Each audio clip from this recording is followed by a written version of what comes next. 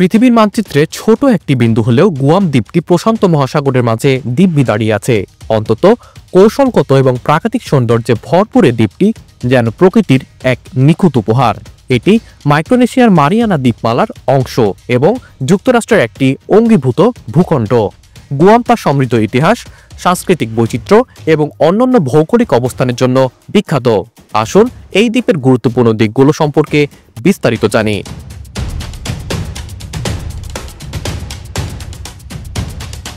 Guam পশ্চিম মহাসাগরের মাঝামাঝিতে অবস্থিত। এটি জাপান এবং ফিলিপাইনের মাঝামাঝি স্থান।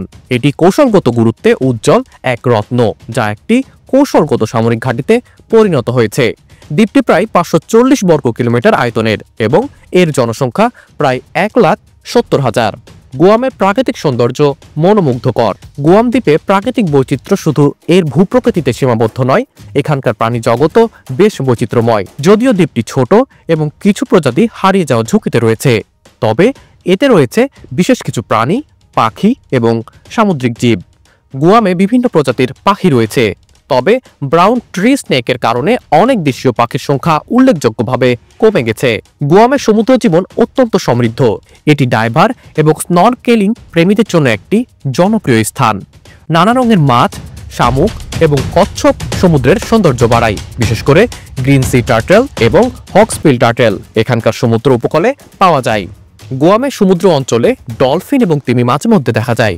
রঙিন মাছ, বাটারফ্লাই ফিশ, অ্যাঞ্জেল ফিশ এবং প্যারট ফিশ সহ অসংখ্য রঙিন মাছ প্রবাল প্রাচীরের আশেপাশে পাওয়া যায়। গুয়ামের ইতিহাস সমৃদ্ধ এবং বৈচিত্র্যময়। প্রাচীনকালে এটি চামারো জনগণের আবাসস্থল ছিল, যাদের সংস্কৃতি আজও দ্বীপে জীবন্ত। 1521 সালে ফার্দিনান্দ ম্যাগেলানের অভিযান এখানে পৌঁছায়। এরপর এটি স্পেনের অধীনে চলে যায়। 1898 সালে স্পেন আমেরিকা যুদ্ধের পর এটি মার্কিন যুক্তরাষ্ট্রের নিয়ন্ত্রণে আসে। গুয়ামের সংস্কৃতিতে চামার ঐতিহ্যের গভীর ছাপ রয়েছে। তাদের ঐতিহ্যবাহী খাবার, নৃত্য ও নৌকা বানানোর দক্ষতা আজও স্থানীয় জনগণের মধ্যে বিদ্যমান। Monowar Rifat, BD archive.